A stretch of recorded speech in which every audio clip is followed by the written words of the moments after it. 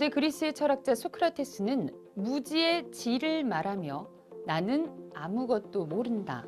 유일하게 내가 아는 것은 내가 아무것도 모른다는 것이다 라고 하면서 자신조차도 모른다고 말하는 것을 두려워하지 않았습니다. 그러니까 그에게 아는 척하는 사람들이 얼마나 우습게 보였을까요?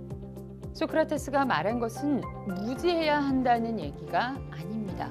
그만큼 공부해야 한다는 것입니다. 그렇다면 소크라테스가 그토록 평생에 걸쳐 노력했고 또 자신을 죽음으로 몰고 간 이 모른다는 것에 대한 깨우침은 왜 중요할까요? 첫째는 자신도 자신을 속이기 때문입니다. 자신은 아는 것과 모르는 것의 경계를 알고 있다고 생각을 하지만 이 알듯한 것과 모르면서도 아는 척한 것을 아는 것으로 확신합니다. 그 결과 다음의 문제가 생기는데 그것이 두 번째 이유입니다.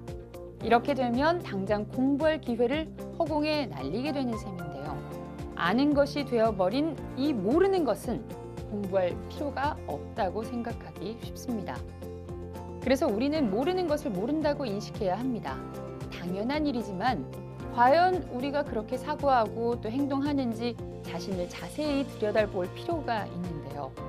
학교에서, 강연에서, 회의에서, 심지어 친구와의 대화에서조차 모르는 것을 모른다고 잠시나마 머릿속에 떠올려 인정해봐야 합니다.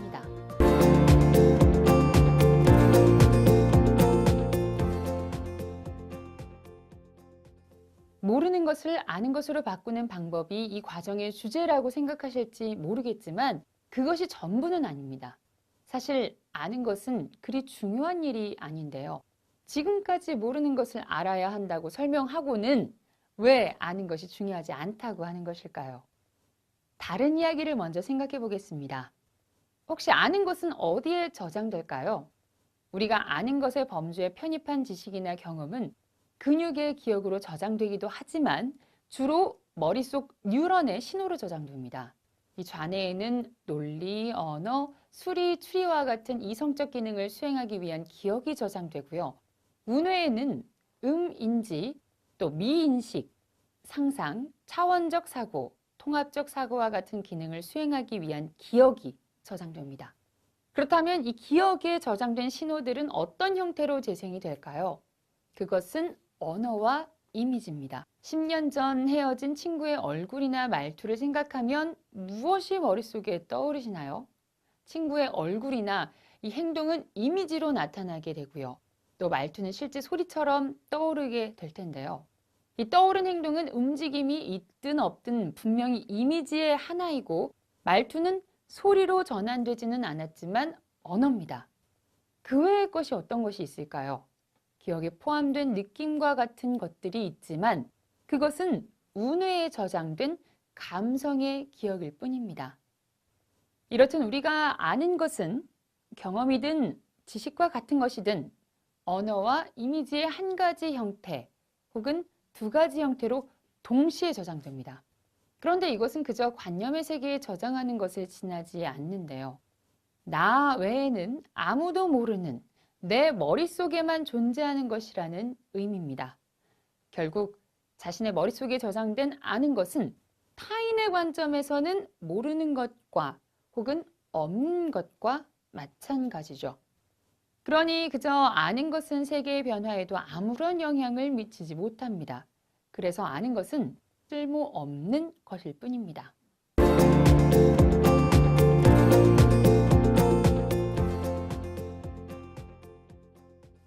조금 혼란스러울 수도 있습니다. 아는 것이 쓸모없는 것? 이렇게 되었으니까 말이죠. 하지만 이것은 명확하게 옳은 논리입니다. 그저 아는 것만으로는 세상을 변화시킬 수도 심지어 자신을 변화시킬 수도 없습니다. 머릿속 시냅스를 따라서 수많은 저장소에 엄청난 양의 기억을 만들었다고 해서 무엇이 달라질까요? 아무것도 달라지지 않습니다. 달라지려면 머릿속의 기억을 이 세계에 존재하는 무엇으로 바꾸어 넣어야 합니다. 다시 말해서 이 관념의 세계의 기억으로 존재하던 것을 실존의 세계에 실제하는 것으로 바꿔야 한다는 말입니다. 거꾸로 생각해 보겠습니다. 아는 것은 왜 필요할까요? 그리고 아는 것을 세계에 존재하게 하기 위해서는 무엇을 해야 할까요? 네, 그것은 바로 행동입니다. 행동하기 위해서 필요한 것이 아는 것인데요. 모르는 것을 인식하면 바로 그것을 아는 것으로 바꿔야 하고, 아는 것은 아는 대로 행동하는 것이 되어야 합니다. 행동이 없는 아는 것은 뇌의 용량만 축낼 뿐입니다. 아는 것이 행동하는 것이 될 때 우리는 그것을 이해했다고 말합니다. 그러니 이해한다는 것은 아는 대로 행동을 하고 그 행동에 책임을 진다는 의미가 되는 것이죠. 그래서 진정으로 아는 것은 행동하기 위한 것이 되어야 하고, 그러기 위해서는 대부분 시간이 필요합니다. 이해하기 위한 시간, 그러니까 행동하기 위한 시간이 필요한 것이죠.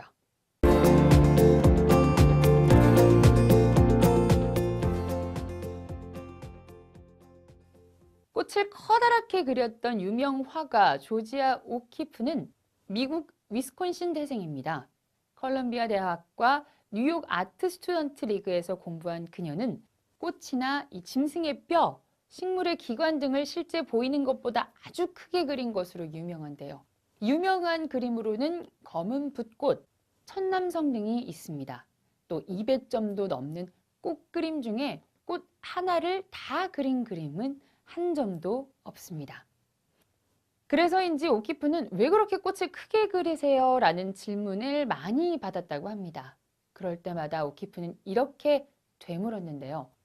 그럼 당신들은 강이나 산을 그리는 화가에게 실제보다 왜 그렇게 작게 그리는지 물은 적이 있으신가요? 라고 말이죠. 그녀에게 그림의 대상은 이해의 대상이었습니다. 이해하기 위해서는 현미경으로 들여다보는 눈이 있어야 했고요.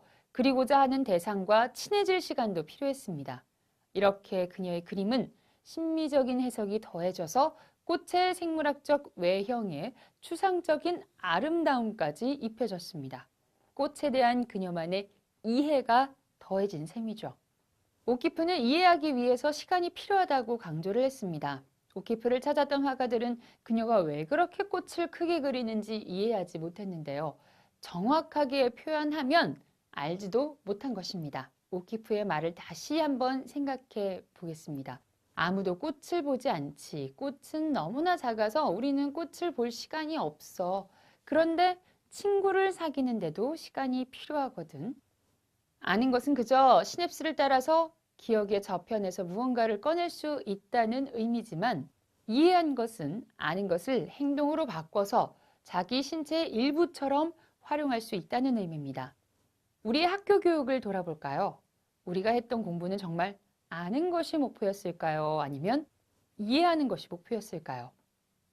그런데 정작 우리는 알려고도 하지 않습니다. 누군가 모르는 얘기를 해도 고개를 끄덕이는 게 전부죠. 처음 들어서 알지 못하는 것에도 모른다거나 가르쳐 달라고 하지 않습니다. 주변 사람들이 내가 모른다는 걸 알게 될까 봐 걱정이 앞서서 아는 척하고 말기도 합니다.